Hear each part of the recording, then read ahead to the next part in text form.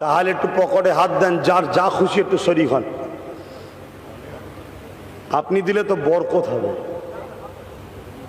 আপনি দিলে বরকত হবে। কি না, আজকে ভাইয়ের থেকে 1000 টাকা লোব এই জলসার জন্য। যদি এখান থেকে ডাইরেক্ট দেয় ভালো, না হয় কমিটিকে বলবো কেটেলে।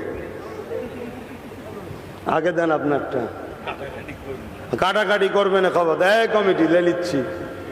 হ্যাঁ, নবিয়ানা মেম্বারে, আরে মোস্তফার সিলাই ভিক্ষা পাই আমরা, নবী নবী করি, নবী নবী করি, লোক দাওয়াত করে খাওয়ায়।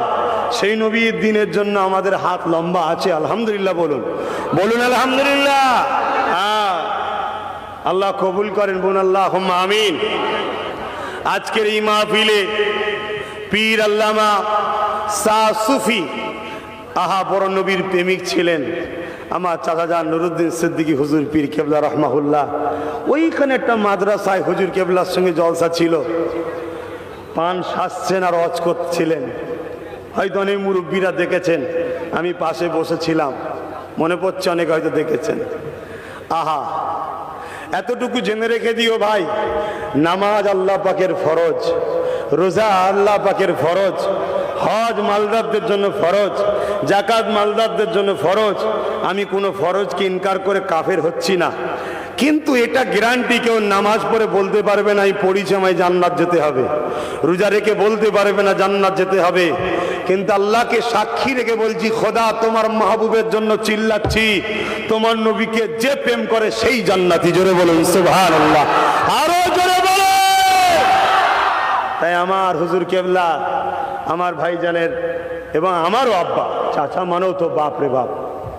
আর আমি মনে করি হুজুর কেবলা থাকলে আমার মাথায় হাত দিয়ে কেউ একজন বলতো তুই ঠিক আছিস, সেই রকম একটা ব্যক্তি। কেন আশেকে রসুল ছিলেন, কথা বুঝে আসছে।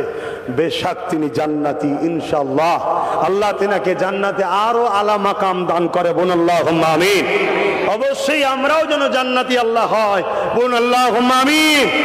তখন গিয়ে দেখা হবে হুজুর কেবলার সাথে। আল্লাহ চাইলে হুজুর কেবলা ওখানেও পান খাবে, আমরা দেখব। হাই দেখেন, আমি রহস্য করছি নাকি, জান্নাতে আছে রে বাবা, আছে আছে আছে আছে আছে। জান্নাতের কথা শুনলে অবাক হয়ে যাবে। জান্নাতে হুরেরা নাচ দেখাবে, যুবক শোন, জান্নাতে হুরেরা গান গিয়ে শোনাবে তোদের ঘরে। যে সুর শুনে জান্নাতি যুবকরা বলবে, আল্লাহ যদি জান্নাতে মরণের সিস্টেম থাকতো, খোদা তোমার কসম করে বলছি এদের যা সুন্দর সুর, আমরা মরে যেতাম। জোরে বলুন সুবহানাল্লাহ। কিন্তু দুনিয়ায় যারা এই ফাটা বাঁশগুলোর গলা শুনিস, তোদের কানে কপালে